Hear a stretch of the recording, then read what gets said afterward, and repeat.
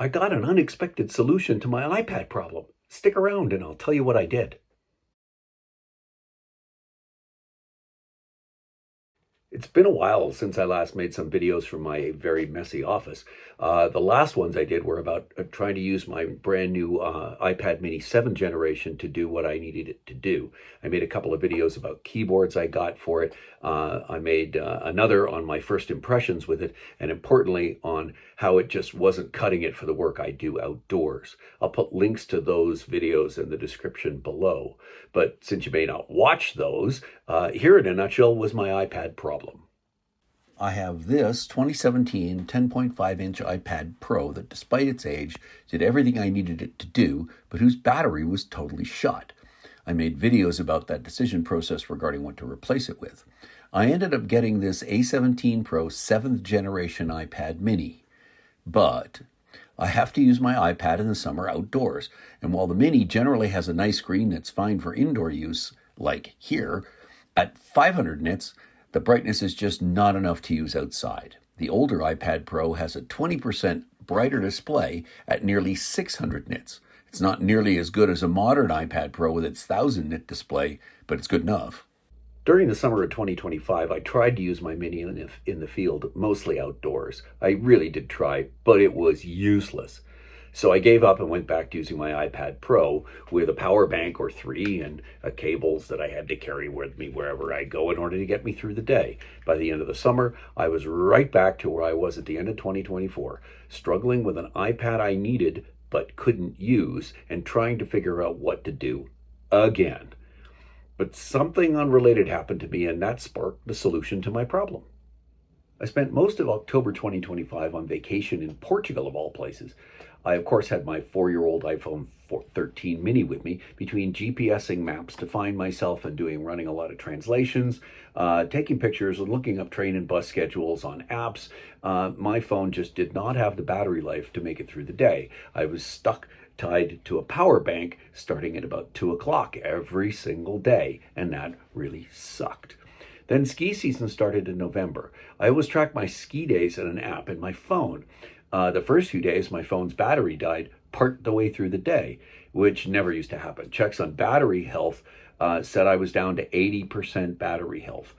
Shades of my iPad Pro. My phone was great for everything I needed to use it for, but the battery was now shot.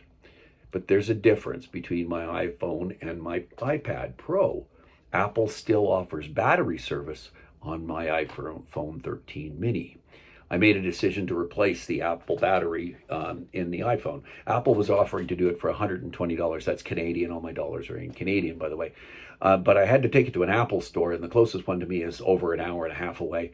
I have had some, what I'll call not great experience dealing with Apple and battery replacements, and I wasn't really enthused at the prospect. Besides, I like shopping local, so I looked around and found a company that would literally come to my house and change my phone battery for me. The company is called FixFactory. They're a company based in Calgary that do service for all types and brands of mobile devices, including screen repairs, battery replacements, and other things. They literally drive to your house, and for most things, they use their mobile shop in their van, park in your driveway, and do your service while you wait. Their prices are comparable to Apple's, and they use genuine Apple parts if you want. Poking around their website, I found they'll replace batteries for basically every portable device on the market, including long discontinued things. For iPhones, take a look at this. It includes all the ones way back to even the 5 series. If I then drill into the iPads, they'll fix devices from either further back. Take a look at this list. They go all the way back to the iPad 2. Not that anybody with an iPad 2 should replace their battery. But the battery replacement for my 2017 10.5-inch iPad Pro was just $160. Sign me up. So online, I ordered new batteries for both my iPhone 13 mini and my 2017 10.5-inch iPad Pro.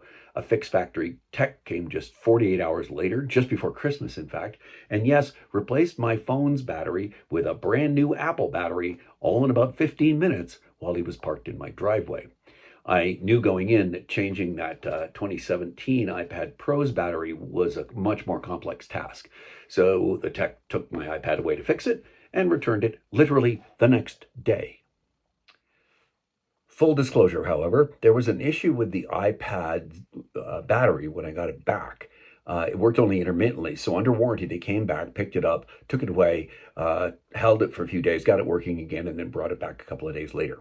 And also, full disclosure, they cracked my iPhone 13 screen getting it off to change the battery. That's a very common issue when changing the 13 mini's battery. I got FixFactory to install a brand new Apple screen, which they charged me $40 for. But now I have two devices with brand spanking new batteries, each of which lasts the full day. Yay! So now my problem, and I know, believe me, I know it's a real first world problem, is this. It's my iPad mini. I got it to replace my iPad Pro, and now my iPad Pro doesn't need replacing.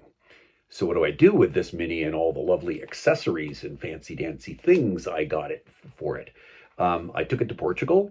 I used it for all those great travel things I need an iPad for. It's a great reader. It's an awesome tool for airplanes and those itty bitty little tray tables. It's great for handling photos in my travel workflow, which you can see linked in a video up here somewhere. I don't know. It's small, it's light, it's super portable. The battery life is fantastic. But for just $160, my iPad Pro can do everything again that it once could. I bought it probably 3 to 4 more years of life in the thing. Sure, the iPad mini's newer. Yeah, my Pro can't run an iOS later than 17.7. It's never going to get what is so far useless Apple Intelligence. But to be honest, my 2017 iPad Pro is better at everything that the iPad mini can do, the 2024 version. What to do? Tell me in the comments what you think I should do with my 2024 iPad mini. Keep it, sell it, donate it. I'd love to know your thoughts. And maybe in the end, I should just store it in my messy office in that stack of old computers that's over there. It could sit next to that 2013 second gen iPad mini or the 2011 MacBook Air. Or, hey, they're sitting on top of a genuine 1999 iBook G3 in Bondi Blue, amongst a bunch of other treasures they're sitting on. There's a reason my office is messy. Thanks for watching.